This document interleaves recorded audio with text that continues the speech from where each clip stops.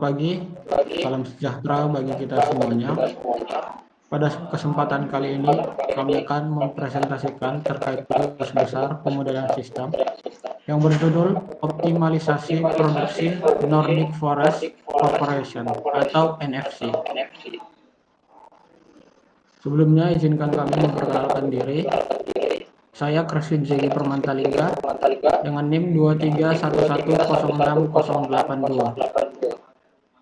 Saya Raihan Alfrizaldi dengan NIM 23111060083. Selanjutnya saya Ido Rifuluda dengan NIM 23111061009. Nah, yang pertama kita masuk ke tujuan. Tujuan dari kasus ini adalah untuk menjelaskan latar belakang dan ruang lingkup masalah yang dihadapi oleh Nordic Forest Corporation atau NFC. Yang kedua, menganalisis sistem produksi kayu secara menyeluruh menggunakan pendekatan sistemik. Ketiga, menyusun dan memformulasikan model matematis optimasi untuk alokasi kayu dari dua hutan. Keempat, menyelesaikan model dengan metode kuantitatif untuk memperoleh solusi optimal. Dan yang terakhir, memberikan rekomendasi strategis yang berbasis data untuk mendukung efisiensi operasional dan peningkatan keuntungan perusahaan.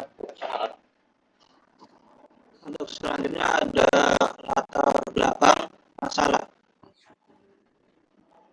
NFC merupakan perusahaan kehutanan yang beroperasi di Indonesia dengan mengelola dua area konsesi hutan utama yaitu F1 dan F2.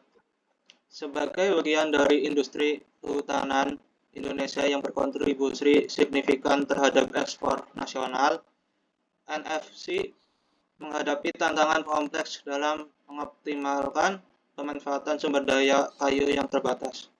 Perusahaan memiliki 3 jalur pemasaran utama yang masing-masing menawarkan potensi keuntungan berbeda, yaitu produksi gergaji untuk memenuhi permintaan pasar domestik, lalu pengolahan pulp sebagai bahan baku industri kertas yang sedang berkembang pesat, dan ekspor kayu mentah ke pasar internasional.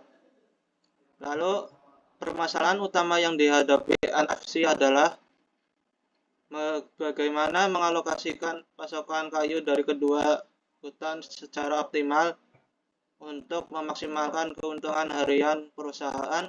Setiap jalur pemasaran memiliki karakteristik margin keuntungan, kapasitas produksi, dan permintaan pasar yang berbeda-beda. Lalu keterbatasan kapasitas produksi dari masing-masing hutan ditambah dengan fluktuasi permintaan pasar dan perbedaan profitabilitas antar produk membuat keputusan alokasi menjadi sangat kompleks. Tanpa pendekatan sistematis dalam pengambilan keputusan, perusahaan berisiko tidak mencapai potensi keuntungan maksimal dari sumber daya yang tersedia, yang pada akhirnya dapat mempengaruhi keberlanjutan operasional dan daya saing perusahaan di industri kehutanan yang kompetitif.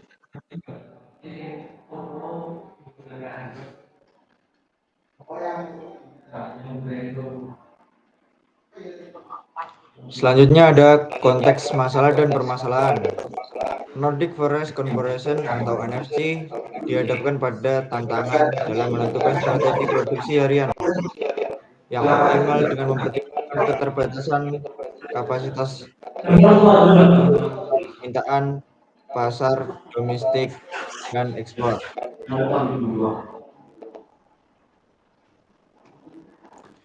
Kayu yang ditebang dari dua hutan yaitu kayu F1 dan F2 masing-masing memiliki karakteristik mutu dan biaya yang berbeda.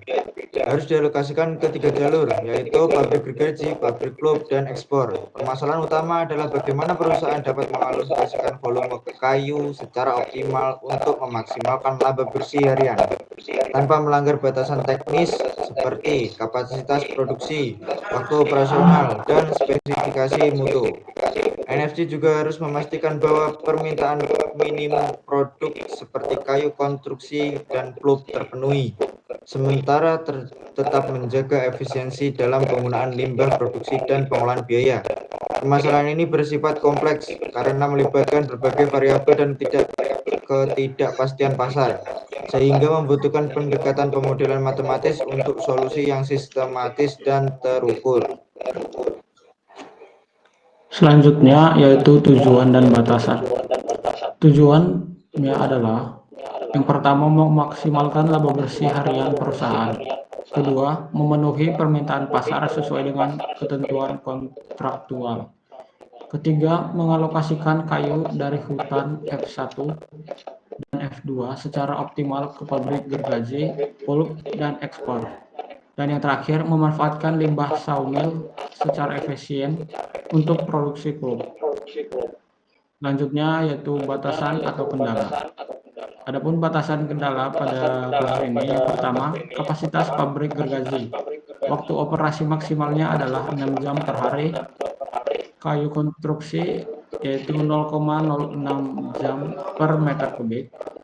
Kayu olahan 0,12 jam per meter kubik. Kedua adalah kapasitas pabrik pulp. Maksimumnya adalah 160 meter kubik kayu per hari. Ketiga, permintaan pasar. Minimumnya adalah 32 meter kubik kayu konstruksi per hari. Maksimumnya 40 meter kubik kayu olahan per hari. Dan minimumnya 60 ton pulp per hari. Atau 1 meter kubik sama dengan 0,5 ton. Keempat adalah kualitas kayu. Hanya sebagian dari kayu F1 dan F2 yang memenuhi standar mutu ekspor dan gergaji. Dan yang terakhir adalah biaya dan sumber daya. Biaya panen, transportasi, dan pengolahan, serta biaya tetap harian harus diperhitungkan.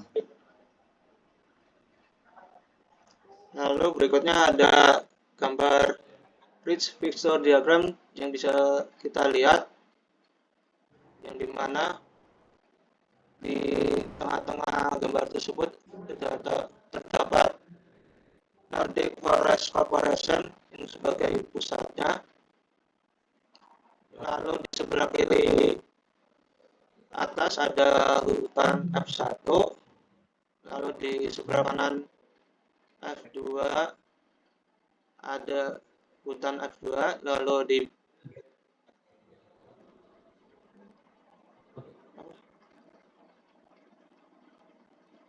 yang di bawahnya bisa kita lihat bahwa ada proses tersebut. Next.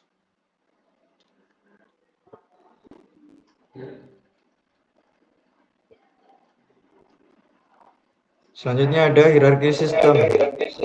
Hierarki sistem ada 3. Yang pertama adalah sistem 1, alokasi kayu dan operasi harian. Yang kedua adalah sistem kedua, produksi dan distribusi kayu secara menyeluruh. Yang ketiga adalah sistem 3, faktor eksternal atau regulasi pasar dan iklim. Kemudian adalah problem situation atau CAT-WO. Di sini terbagi menjadi beberapa. Yang pertama yaitu customer, yaitu pelanggan ekspor atau domestik. Kedua, actors, yaitu operator dan manajer. Ketiga, transformation, yaitu kayu menjadi produk akhir. Keempat, wealth and scope, yaitu efisiensi berbasis alam. Terus yang kelima adalah owners, yaitu manajer produksi. Dan yang terakhir, environment atau kapasitas, mutu, dan biaya. Lalu selanjutnya ada analisis stakeholder. Yang pertama, problem ownernya yaitu manajer produksi. Lalu yang kedua, problem customer yaitu pelanggan akhir. Yang ketiga, problem usernya yaitu operator pabrik. Lalu yang terakhir, problem analisnya yaitu tim perencana produksi.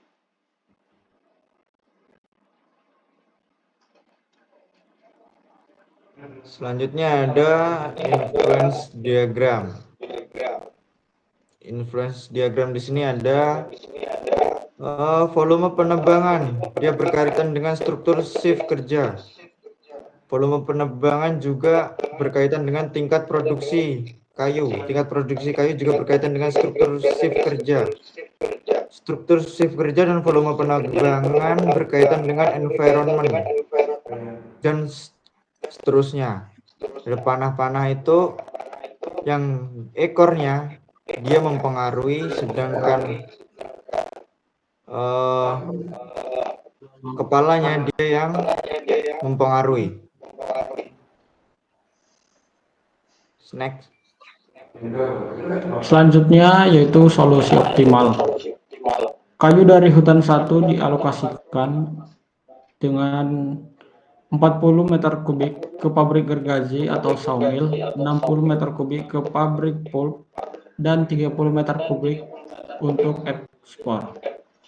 Sedangkan kayu dari hutan F2 dialokasikan ke 50 meter kubik ke pabrik gergaji, 100 meter kubik ke pabrik pulp, dan 20 meter kubik untuk ekspor. Maka total kayu diproses adalah 300 meter kubik per hari. Kapasitas pabrik gergaji yaitu 6 jam per hari dan pabrik pulp 160 meter kubik per hari, yaitu terpenuhi optimal. Produksi pulp lebih dari sama dengan 60 ton per hari. Kayu konstruksi lebih dari sama dengan 32 meter kubik. Sedangkan kayu olahan kurang dari sama dengan 40 meter kubik per hari. Sehingga semua batasan teknis dan pasar terpenuhi. Maka kesimpulannya, keuntungan bersih harian dimaksimalkan, biaya tetap dan operasional tertutup dengan pendapatan yang tinggi. Lalu selanjutnya ada analisis hasil. Hasil dari solusi optimal menunjukkan bahwa alokasi kayu dari hutan F1 dan F2 telah dilakukan secara efisien untuk memaksimalkan keuntungan dan memenuhi semua batasan teknis serta permintaan pasar. Pabrik gergaji beroperasi dengan kapasitas penuh selama 6 jam, lalu memproduksi kombinasi kayu, konstruksi, dan olahan yang sesuai dengan batas minimum dan maksimum. Pabrik pulp juga digunakan secara optimal dengan kapasitas penuh 160 meter kubik per hari yang menghasilkan lebih dari 60 ton pulp sesuai permintaan. Kayu dengan mutu ekspor dari F1 dan F2 dialokasikan tepat untuk memenuhi kebutuhan pasar Inggris tanpa melebihi proporsi mutu yang ditetapkan. Limbah dari sawmill secara efisien dimanfaatkan sebagai bahan tambahan yang untuk pulp, menunjukkan integrasi proses yang efektif.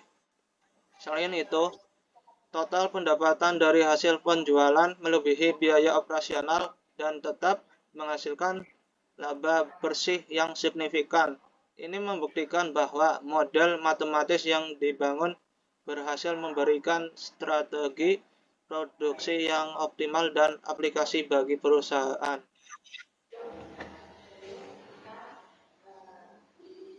Masuk ke kesimpulan. Berdasarkan analisis sistem dan pemodelan matematis yang telah ditetapkan terhadap operasi produksi Nordic Forest Corporation atau NFC, diperoleh bahwa perusahaan mampu memaksimalkan